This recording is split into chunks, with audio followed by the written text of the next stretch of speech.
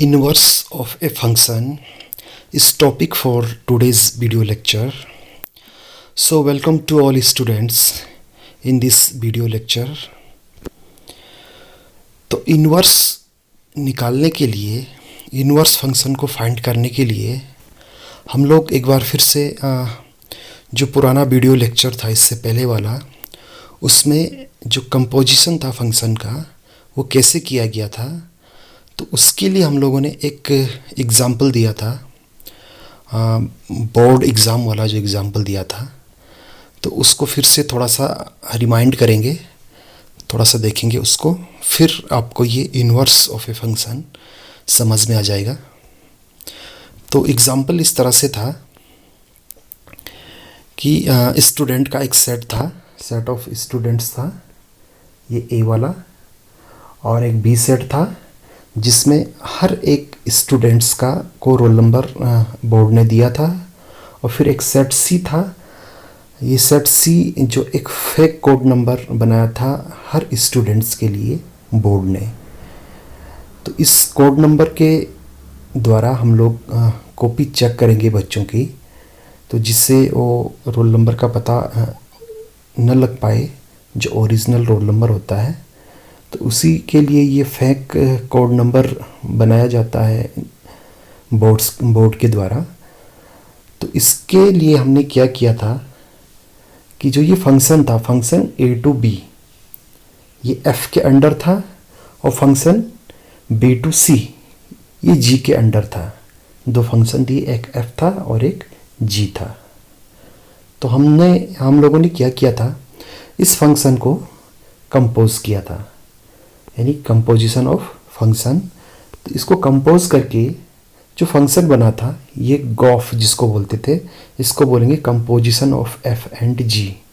तो ये कहाँ से कहाँ कंपोज हुआ था, सेट ए टू सेट सी। हम पे तीन सेट थे, एक ए टू बी, फिर दूसरा बी टू सी। तो जब हमने फंक्शन एफ को फंक्शन जी से कंपोज किया, तो ये गॉफ जो नया फंक्शन निकल के आया, ये कहाँ से कहाँ होगा, ये सेट ए टू सेट सी, यानी सेट ए से सेट सी को जाएगा। इसका मतलब ये था कि सेट ए तो था बच्चों का, बच्चों के नाम थे इसमें, और फिर सेट बी में तो था रोल नंबर, और सेट सी में था हर एक बच्चे के लिए जो कोड, जो फेक कोड बोर्ड ने बनाए थे। तो हमने इसको कंपोज करके, इस फंक्शन को कंपोज करके, जो ये बच्चों के नाम थे इनको एक कोड से असाइन कर दिया, एक कोड नंबर इनको असाइन कर दिया। तो हर बच्चे का के नाम को एक कोड से, कोड नंबर से असाइन कर लिया।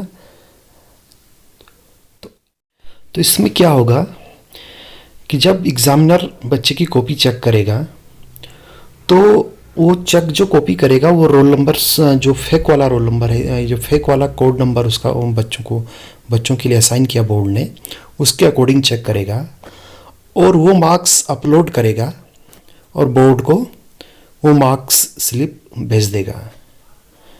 तो फिर बोर्ड क्या करेगा, उसके बाद उस मार्क्स स्लिप में जो बच्चों को जितने भी मार्क्स मिले होंगे, वो उस कोड के हिसाब से, जो हर कोड बच्चे को दिया था, असाइन किया था बोर्ड ने, उन कोड नंबर के आगे ही वो मार्क्स लिखे गए होंगे। तो बोर्ड वापस क्या करेगा, उस कोड नंबर से फिर वापस कहाँ आएगा, बच्चों के नाम पे। पहले हम कहाँ गए, बच्चों के नाम से जो रोल नंबर दिए थे उन रोल नंबर से एक फेक जो कोड जनरेट किया था बोर्ड ने, वो हर एक बच्चे को फेक कोड मिला था। और फिर जब कॉपियाँ चेक हो जाएंगी तो फिर वापस उल्टी प्रोसेस हो जाएगी, फिर वो उस कोड से वापस कहाँ आएगा, बच्चों के नाम पे आएगा। यानी कि उसको डिकोड करना होगा बोर्ड को जब वो रिज़ल्ट बनाएगा बच्चों का। तो यही प्रोसेस देखो, तो इस प्रोसेस में क्या हो रहा है कि पहले तो हम लोगों ने क्या किया था, ये गॉफ का मतलब फंक्शन एफ एंड जी का कंपोजिशन किया था। ये कहाँ गए थे हम, A to C, set A to set C. और फिर बाद में जैसे ही को रिजल्ट अगर बोर्ड निकालता है बच्चों का, तो रिजल्ट के लिए क्या करेगा, वापस उस जो कोड असाइन किए थे जितने बच्चों को, वहाँ से उसको डिकोड करके फिर वापस कहाँ आएगा, जो बच्चों के नाम थे या रोल नंबर थे वहाँ पे, तब वो फिर वापस उल्टी प्रोसेस चलाएगा। फिर वो C2A आएगा, जब उसको डिकोड करेगा तब वो कहाँ से कहाँ आएगा, C2A। तो यहाँ पे हमने क्या किया था, पहले हम A to C गए थे, ये फंक्शन था गोफ। तो इसमें क्या था, गोफ वाले फंक्शन में पहले जो F फंक्शन था, F फंक्शन को हमने अप्लाई किया था, फिर G फंक्शन को अप्लाई किया था। लेकिन जब वापस हम डिकोड करेंगे तो पहले G वाले को अप्लाइड करेंगे, फिर F वाले फंक्शन को अप्लाई करेंगे। तो यानी कि गोफ में हम A to C गए, और जब इसको डिकोड करेंगे वापस इसका रिवर्स आएंगे तो हम C2A आएंगे, तो फंक्शन एक और फंक्शन बन जाएगा। एक फंक्शन तो गोफ है जो A to C गया, और जो दूसरा फंक्शन जो बिल्कुल इसका रिवर्स चल रहा वो C2A, उसको बोलेंगे फॉग, FOG। गोफ तो A to C जाएगा और फॉग कहाँ जाएगा, A to C2A। Inverse function definition क्या है, a function f from x to y is defined to be invertible. एक फंक्शन जो कहाँ से कहाँ डिफाइन है, x to y है, ये इन्वर्टिबल होगा। डिफाइन टू बी इन्वर्टिबल का मतलब इसका इन्वर्स आपको मिल जाएगा। If there exist a function, अगर वहाँ एक ऐसा फंक्शन एग्जिस्ट करता है, वो फंक्शन आपका g है, और g कैसे डिफाइन है, y to x। ये फंक्शन तो x to y डिफाइन था, और ये वाला फंक्शन है ये फंक्शन आपको x to y डिफाइन था, ये फंक्शन आपको y to x है। बिल्कुल इसका रिवर्स हो गया, ये x to y था, ये y to x है। तो इस g फंक्शन को इस f का इन्वर्स बोलेंगे, कब, किस केस में, सच दैट गोफ इक्वल ix। गोफ का मतलब composition of f and g, composition of f and g। f और g का जो कंपोजिशन करेंगे वो ix का मतलब आइडेंटिटी फंक्शन होना चाहिए। एंड फॉग, उसके बाद हम composition of g and f, ये तो है composition of f and g, क्योंकि इसमें पहले किसको अप्लाई किया होगा, f को, फिर बाद में g को। और ये वाला जो दूसरा है फॉग, फॉग का मतलब है composition of g and f। इसका मतलब है कि पहले g को अप्लाई करेंगे और फिर f को। तो ये भी आना चाहिए iy का मतलब ये भी आइडेंटिटी फंक्शन आना चाहिए। The function g is called the inverse of f। तो उस केस में जो ये फंक्शन g है, ये फंक्शन f का क्या होता है, इनवर्स होता है। इसका मतलब है कि अगर ये function f from x to y है और function g from y to x है, बिल्कुल इसका रिवर्स है। और अगर गोफ आपका ix आ जाए, ix का मतलब आइडेंटिटी फंक्शन आ जाए, और फॉग भी आपका iy यानी कि आइडेंटिटी फंक्शन आ जाए, तो फंक्शन g को फंक्शन f का इनवर्स कहते हैं। तो इसको एग्जाम्पल से और क्लियर करेंगे। तो एग्जाम्पल देखिए, देख लीजिए आप नीचे। एग्जाम्पल में है, सपोज एक एग्जाम्पल आपके पास ये है। इस एग्जाम्पल में लेट एक फंक्शन f है। फंक्शन f कहाँ से कहाँ डिफाइन है, 1 2 3 टू ABC, यानी कि ये सेट कोई x है सपोज, और ये सेट y है। सेट x के एलिमेंट है 1 2 3 और सेट y के एलिमेंट है ABC। B 1 1 and onto, ये दोनों टाइप का फंक्शन है, 1 1 भी है और ऑन टू भी, यानी जिसको बाइजेक्टिव भी बोलते हैं।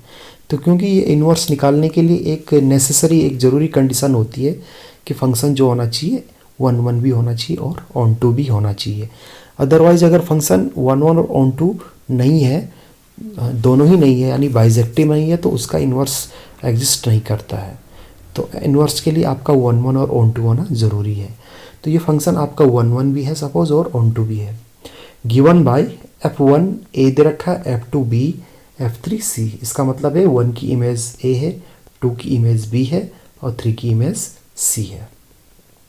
शो करना है so that there exist a function. अब हमें यहाँ पे ये शो करना कि वहाँ एक ऐसा फंक्शन एग्जिस्ट कर रहा है, there exist a function, there exist a function g कहाँ से कहाँ है, ABC टू 1 2 3। इसका रिवर्स हो गया, ये ABC टू 2 3 टू ABC था, यहाँ ABC टू 1 2 3 है। सच दैट गोफ ix और फॉग आपका iy आ जाए। गोफ आई एक्स और ये फॉग आपका आई वाई आ जाए, ये आई वाई लिखा है यहाँ पे, गोफ आई एक्स और fog I y, where x आपका 1 2 3 है और वाई आपका ए बी सी, यानी ये एक्स है और ये वाई है, ये वाला वाई है।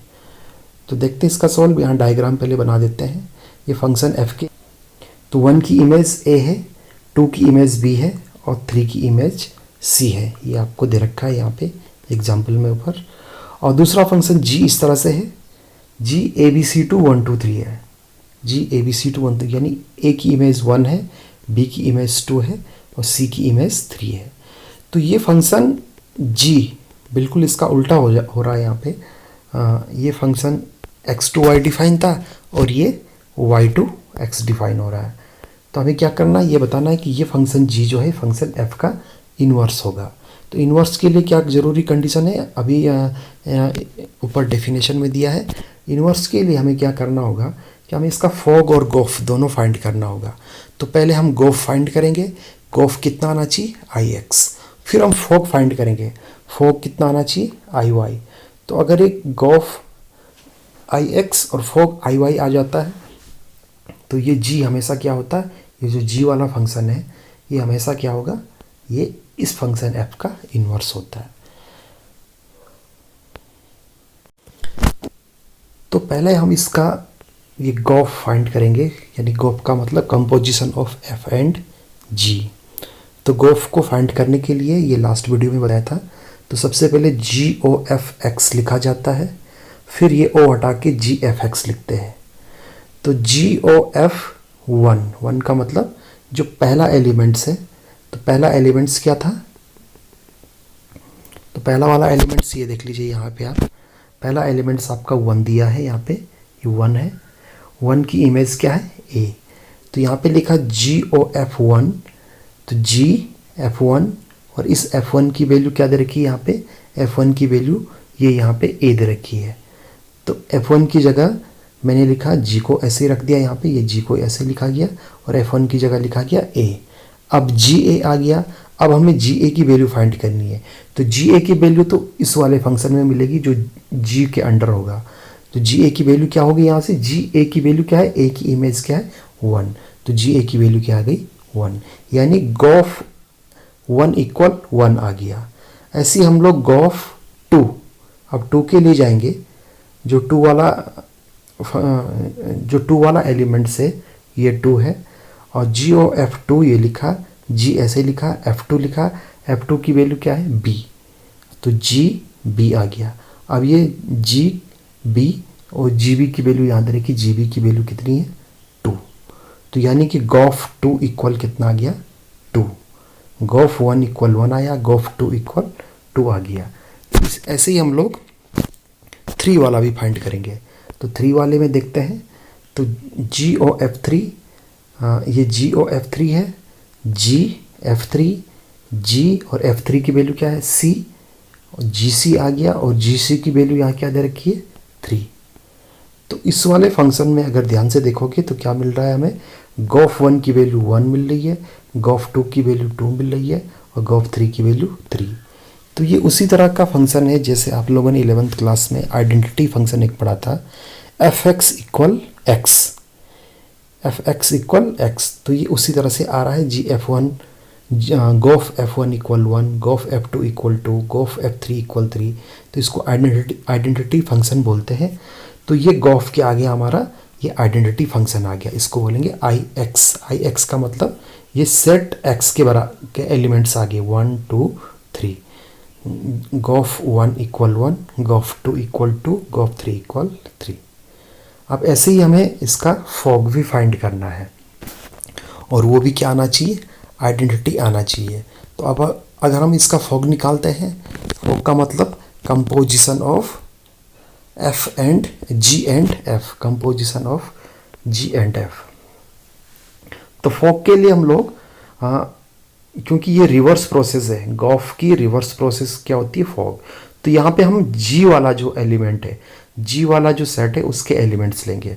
तो जी सेट के एलिमेंट्स क्या थे यहाँ पे, तो जी सेट के एलिमेंट्स यहाँ से ये है, ये जी वाला सेट दिया है, जी वाले सेट के एलिमेंट्स हम पहले लेंगे, तो ये जी सेट के एलिमेंट्स दे रखे a b c to 1 2 3। Fog में क्या किया था, एफ के एलिमेंट्स पहले लिए थे, और गॉफ में क्या किया था, एफ के एलिमेंट्स पहले लिए थे, और फॉग में क्या करना है, जी के एलिमेंट्स पहले लेंगे, वही लिखेंगे। तो एफ ओ जी, जी का एलिमेंट्स क्या था, पहला एलिमेंट्स ए था, जी का पहला एलिमेंट्स था ए, तो एफ ऐसे लिखा, फिर ये जी ए लिख दिया इसको, और जी ए की वैल्यू, जी के अंडर जो इमेज है ए की वो कितनी है, 1 है यहाँ पे। अगर आप लोगों ने ध्यान से देखा होगा, ये डायग्राम ध्यान से देखा होगा, ये डायग्राम देख लीजिए चाहिए आप।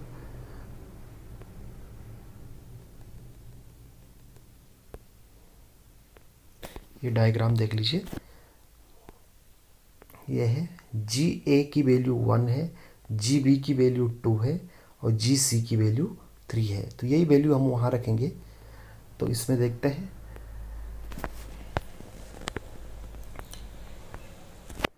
तो इसमें भी सेम इसी तरह से लिखेंगे। जी ए यहाँ मिला था, जी ए की वैल्यू कितनी थी, 1, और एफ वन की वैल्यू क्या है, फंक्शन को देख लीजिए, अब एफ फंक्शन देख लो, एफ वन की इमेज पहले गिवन है, ये ए थी।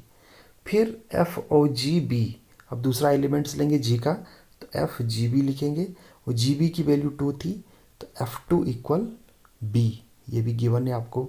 फिर एफ ओ जी सी, और जी सी की वैल्यू आपकी 3 थी, एफ थ्री की वैल्यू आपकी सी। तो इस वाले फंक्शन को भी अगर आप लोग ध्यान से देखेंगे, तो यहाँ पे भी क्या आ रहा, fog A equal A, fog B equal B, fog C equal C. तो ये भी उसी तरह का फंक्शन है जैसे एफ एक्स इक्वल एक्स। तो ये भी एक आइडेंटिटी फंक्शन है। तो पहला वाला आइडेंटिटी फंक्शन था आई एक्स का मतलब वहाँ सेट एक्स के एलिमेंट्स मिल रहे थे, और ये वाला है फॉग वाला आई वाई। तो आई वाई का मतलब ये जितने भी एलिमेंट्स मिले, ये सेट वाई के एलिमेंट्स मिले। तो ये सेट वाई में तो लिखा था ये ए बी सी। तो देखो हमने क्या निकाल दिया यहाँ से दो चीज़ें निकल के आ रही है।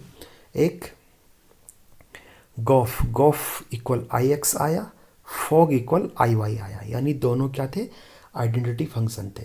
तो अगर दो फंक्शन आपके पास है, एक फंक्शन एफ है और एक फंक्शन जी है, और अगर ये वाला एक्सप्रेशन आता है कि फॉग इक्वल आई वाई और गॉफ इक्वल आई एक्स, तो ये दोनों फंक्शन, यानी कि जी वाला फंक्शन जो होता है, फंक्शन एफ का क्या होता है, इन्वर्स होता है। तो यही इन्वर्स फंक्शन की डेफिनेशन थी। तो डेफिनेशन में यही बताया गया था। तो यहाँ पे देख लीजिए, therefore fog equal I y आया, आई वाई का मतलब आइडेंटिटी फंक्शन इन वाई। तो we have fog equal I y and gof equal I x, therefore function g is inverse of f. तो फंक्शन एफ का inverse किया जाएगा, function जी इसका inverse आ जाएगा। इंपॉर्टेंट नोट ये है कि if F is invertible, F function invertible तभी होगा, then F must be 1 1 and onto and conversely, यानी कि फंक्शन एफ इन्वर्टिबल होगा तो उसके लिए जो ज़रूरी कंडीशन है कि वो फंक्शन क्या होना चाहिए, 1 1 भी होना चाहिए और ऑन टू भी, यानी कि बाइजेक्टिव होना चाहिए। फंक्शन आपका बाइजेक्टिव होना चाहिए। और आगे लिखा है कन्वर्जली, कन्वर्जली का मतलब इसका कन्वर्ज भी सही होगा।